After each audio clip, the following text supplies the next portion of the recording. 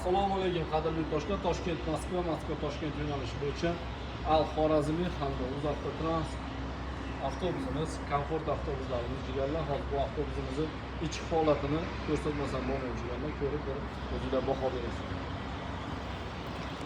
Assalomu alaykum aka. Qandaysiz?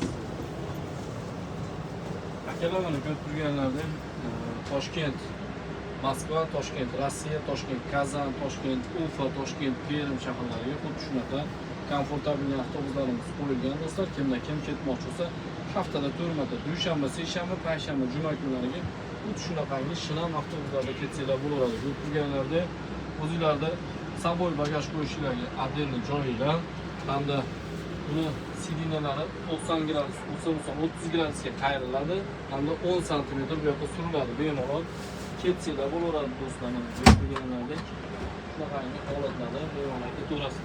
Har xil yolg'onlarga ishonmanglar. Ispaniya salon qilib olgan aferistlarga umuman ishonmanglar. Chunki Rossiya shahriga Ispaniya salon hali qo'yilgan yo'q, qo'yilmasa ham kerak.